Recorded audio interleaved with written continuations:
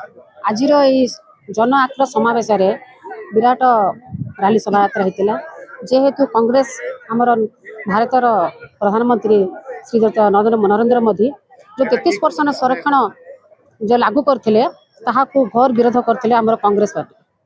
ତେଣୁକରି ଆମେ ମହିଳାମାନେ ସମସ୍ତେ ଆମର କୋରାପୁଟ ଭାରତୀୟ ଜନତା ପାର୍ଟି ତରଫରୁ এই ଆୟୋଜନ କରିଥିଲୁ। ଯେମିତିକି ଆମର ରାଜନୈତିକ କ୍ଷେତ୍ରରେ ବିଧାନସଭାଠୁ ଆରମ୍ଭ କରିକି ଲୋକସଭା ପର୍ଯ୍ୟନ୍ତ ଯେଉଁ ରାଜନୈତିକର ଭାଗ ନେବା ପାଇଁ ଇଏ କରିଥିଲେ ସେ ଜାଗାକୁ ଆମକୁ ବିରୋଧ କଲେ। ତେଣୁକରି ଆମେ ନାରୀ ଶକ୍ତି ସମସ୍ତେ ଏହି ସମାବେଶରେ ଆମେ ଯୋଗ ଦେଇକିନା ବିରାଟ ବିରୋଧ କରୁଛୁ।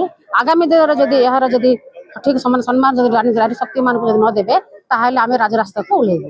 ଆଜି ଆମର ଯେଉଁ ପଦଯାତ୍ରା ହେଇଥିଲା ତାର କାରଣ ହେଲା ଆମେ ଗୋଟେ ଜନ ଆକ୍ରୋଶ କରିଛୁ। ଆମେ ବିରୋଧୀ ଦଳଙ୍କ ବିରୋଧରେ ଆମେ ସ୍ୱର ଉତ୍ତୋଳନ କରିଛୁ ନାରୀମାନେ। କାରଣ ଆମକୁ ନରେନ୍ଦ୍ର ମୋଦି ଯେଉଁ ଆମର ପ୍ରଧାନମନ୍ତ୍ରୀ ଯେଉଁ ସମ୍ମାନ ଦେବାକୁ ଚାହିଁଥିଲେ ସେ ସମ୍ମାନଟାକୁ ସେ ଖଣ୍ଡନ କରିଛନ୍ତି ବିରୋଧୀ ଦଳ କଂଗ୍ରେସ, ତା ସହିତ ତାର ସହଯୋଗୀ ଦଳମାନେ, ଯେଉଁଥିପାଇଁ କି ଆମର ଘୋର ଅପମାନ ହେଇଛି।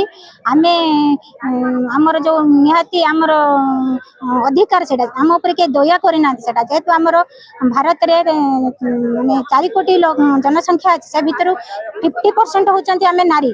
ଯଦି ଆମର ଦାବି ଆମର ଅଧିକାର ହେଉଛି ଆମେ 50% ସବୁ କ୍ଷେତ୍ରରେ ଆମେ ଯଦି ଆଗରେ ରହୁଛୁ ତ ଆମେ କାହିଁକି ରାଜନୀତି କ୍ଷେତ୍ରରେ ଅଗ୍ରାଧିକାର ପାଇବୁ ନାହିଁ। ସରକାରକୁ ଜଣାଇବା ପାଇଁ ଚାହୁଁଛୁ ଯେ ଆମକୁ ବି 33% ଆରକ୍ଷଣ ଦରକାର, ଯଦ୍ୱାରା କି ନାରୀ ସଶକ୍ତ ହେଇପାରିବ। ଯେତେବେଳେ ନାରୀ ସଶକ୍ତ ହବ ତେବେ ହିଁ ଆମର ରାଷ୍ଟ୍ର ସଶକ୍ତ ହବ। ତ 33% ଆମର ଦାବି ଥିଲା। ତ ବର୍ତ୍ତମାନ ବିରୋଧୀ ଦଳ ଯୋଗୁଁ ଆମକୁ ସେଇଟା ପାସ୍ ହେଇପାରିଲାନି ବିଲ୍, କିନ୍ତୁ ଆମେ ଆଶା ରଖୁଛୁ ଆମ ସରକାର ଆମ କଥା ରଖିବେ ଆଉ ତୁରନ୍ତ ଏଇ ବିଲ୍ଟା ପାସ୍ ହବ।